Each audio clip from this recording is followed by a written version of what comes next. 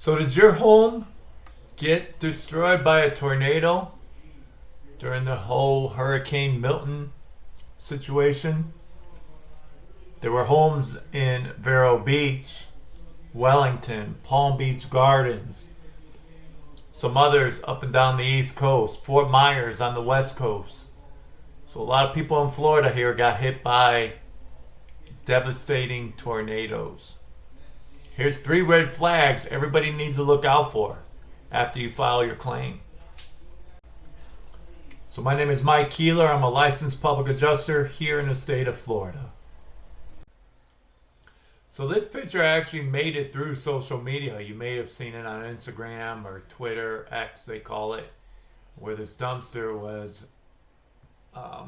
basically on and through. It looks like it penetrated the roof of this home. I think this is in, is this Stewart or Vero? Somewhere up there, a little bit north of me. But this is a great picture because it's a reflection of the 3 red flags, 2 of them which we're going to talk about. Because this house is destroyed. And as soon as they move that dumpster, waters will be coming in.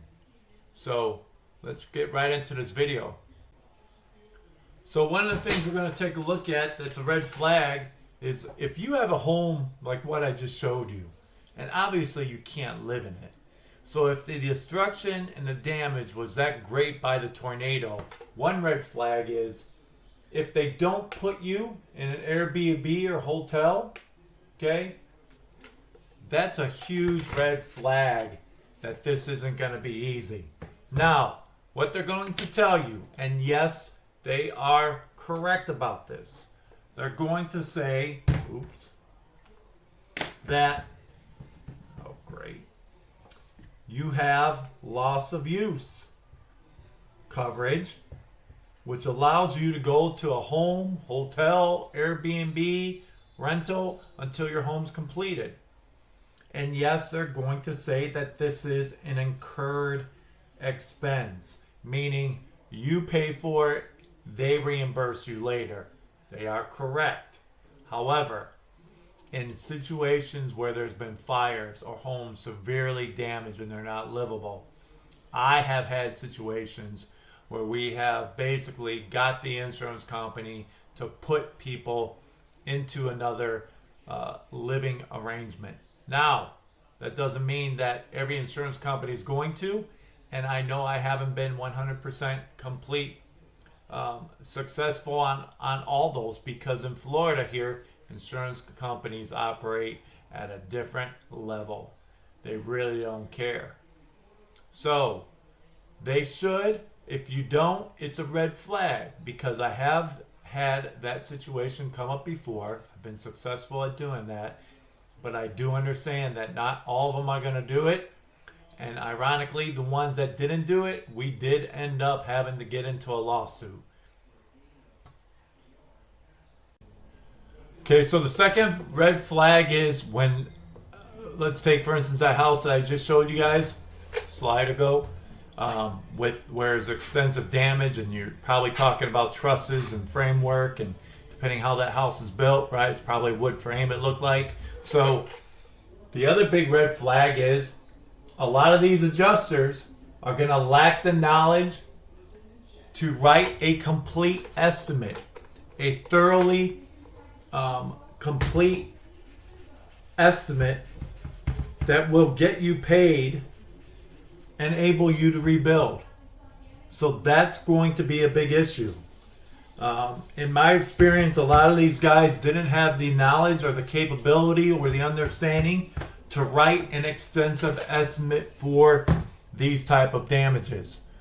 So that's another red flag that you have to look out for. And you can basically go through that by asking him questions, right? Adjusters, I haven't met an adjuster that has any type of construction background. None of them have been a general contractor before or a roofer.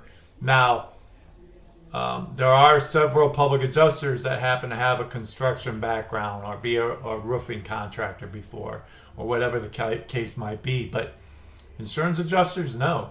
They just take kind of an understanding of drywall and siding and windows. But there's a lot of stuff that needs to go into it. And if they don't know the labor hours, which they don't, if they don't know what type of engineering is needed for this type of structural issue, then they're not going to give you any type of engineering fees. If they don't understand that there's also going to be an architect, they don't understand about the permits being pulled, about what type of wood. All this is taken, and so it's a huge red flag a lot of times when you have extensive damage in your home as to who they're sending over. Okay, then the third red flag in all this has to do with if you happen to be doing it yourself, where if you have extensive damage, I do not recommend, but okay, so you start it by yourself. And you should have a right to ask for some money up front. They probably won't give it to you, but you have a right to do it. All right. Low estimate.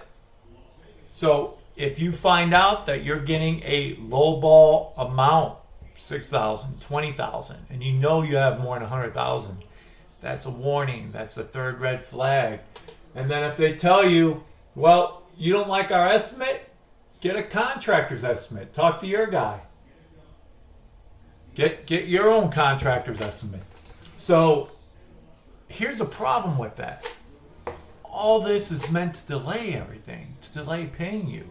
So if you're starting to get these type of messages, or if there's something that doesn't feel right in your stomach, or if they're asking you for a recorded statement when it's a tornado, I mean, you guys are going to know, you guys are going to feel it. And if it doesn't feel right, there's a reason. Because insurance companies in Florida do not like to pay claims. We went through this with Hurricane Ian. I've seen it with other tornadoes. For a year or two ago, Fort Myers got hit with a couple of them. And every once in a while, usually they're not that bad. But these were pretty bad. Cars were flipped over all over the place. So take my advice. You're better off getting somebody from the start these days.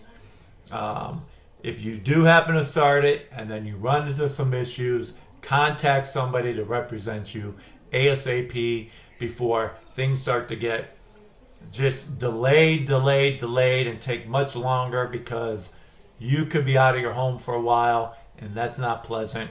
And especially when you have that much damage, like what we saw in that picture, the scariest and worst thing that can develop is the mold situation, on top of all the water and everything else that may come into the home.